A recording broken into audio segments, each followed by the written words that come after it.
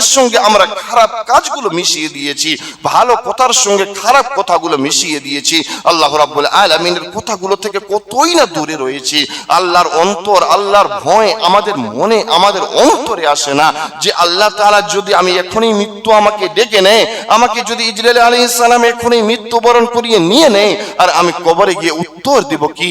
যেমন ভাবে আজকে জুমার দিন, জুমার দিনে আপনার যত ইবাদত রয়েছে সব থেকে বড় ইবাদত হলো, সব থেকে বড় সুন্নাহ হলো যে জুমার দিনের আপনি ফজরের নামাজটা জামাতের সঙ্গে আদায় করবেন। আজকে আমরা চিন্তা করে জামাতি বাদিয়ে দিলাম, এমনিতে ভাবে কত লোক আজকে আমরা নামাজ পড়েছি, আজকে মনে করছি আমরা জুমার নামাজ পড়তে যাব, এটা পড়লেই আমার সাকসেস হয়ে যাবে, এটা পড়লেই আমার হাজিরি দেওয়া হয়ে যাবে। আপনি আমি শুধু আসছি হাজিরি দিতে, হাফ সপ্তাহে একদিন যাব, হাজিরি দিব, আবার চলে আসব, হাজিরি দেওয়াই আমার কাজ, আমি হাজিরি দিব, একবার চলে আসব, সারা সপ্তাহে থাকবো না। আল্লাহ যদি আপনার সঙ্গে এই ব্যবহারটা করতেন তাহলে আপনি কোথায় যেতেন যে তুই আমার এক ওয়াক্ত নামাজ পড়লি, তোকে আমি এক সময় আমি তোমাকে অক্সিজেন দিব, বাকি তোমাকে 6টি দিন 6.5টি দিন তোমাকে আমি অক্সিজেনে দিব না, তুমি আমি কোথায় যেতাম?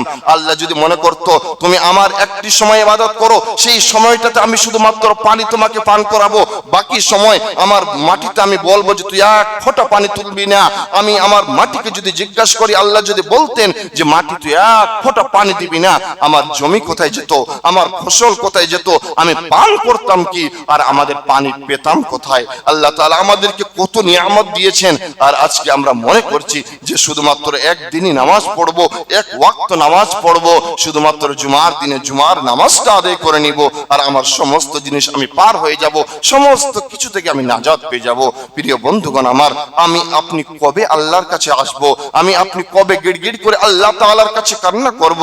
এই শাবান মাস চলছে, এই শাবান মাসে বেশি বেশি আমাদেরকে ইবাদত করার দরকার, এই শাবান মাসে বেশি বেশি আমাদেরকে কোরআন তেলাওয়াত করার দরকার, এই শাবান মাসে বেশি বেশি রোজা রাখার দরকার। নবী সাল্লাল্লাহু আলাইহি ওয়াসাল্লাম এই শাবান মাসে যতটা না রোজা রাখতেন অন্য কোন মাসে, রমজান মাস ছাড়া, এই শাবান মাসের মতো অন্য মাসে রোজা রাখতেন না। এই জন্য এই শাবান মাসের গুরুত্ব অনেক বেশি। কি জন্য? আপনি সামনে মাসে রোজা রাখবেন, আর এই মাস থেকে যদি আপনি রোজা রাখতে চালু করে দেন তাহলে আপনার সামনে মাসে রোজা রাখাটা অনেক সহজ হয়ে যাবে, আপনার অভ্যস্ত হয়ে যাবে যে আপনি শাবান মাসে রোজা রেখেছিলেন। কিন্তু আজকে আমাদের সেগুলো ভ্রুক্ষেপ নেই।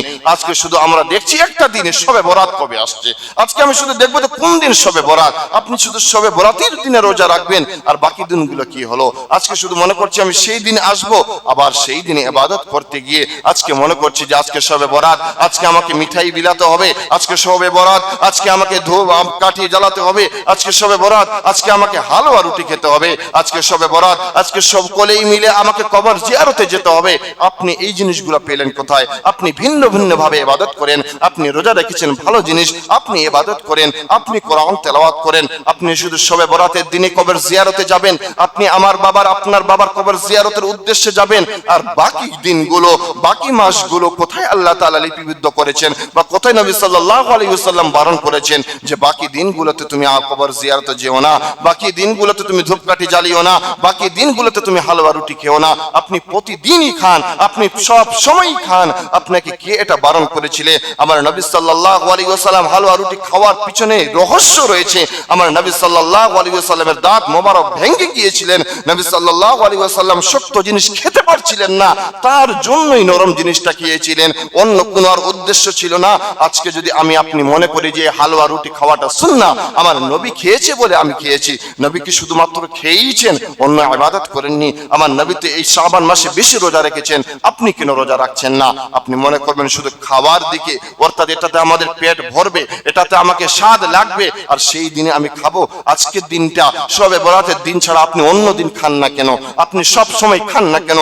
খাওয়াটা হারামের কথা কেউ বলবে না, আপনি যে খাওয়া যেটা হালাল সেটা হালালই থাকে, কিন্তু আপনি যে উদ্দেশ্য করে খাচ্ছেন যে আমার নবী আজকে খেয়েছিল, তাহলে আমার নবীর দাঁত ভেঙে গিয়েছিল, তাহলে আপনি নবীর মোহাব্বতে একটু দাঁতগুলো ভাঙেন দেখি, আপনি কত বড় নবীর আশিক, আমিও একটু দেখতে চাই। নবী পাক সাল্লাল্লাহু আলাইহি ওয়াসাল্লামের ভালোবাসার জন্য যে আমার নবী সাল্লাল্লাহু আলাইহি ওয়াসাল্লাম যুদ্ধ করতে গিয়ে আমার নবীর দাঁত মোবারক ভেঙে গিয়েছিল, তো আমিও একটা নবীর আশিক, আমিও একটা নবীর প্রেমিক, আমিও আমার দাঁতগুলোকে হাতুড়ি দিয়ে ভেঙে দিব।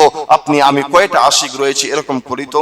আজ আসল কাজটা বাদ দিয়ে যে কাজে মতভেদ রয়েছে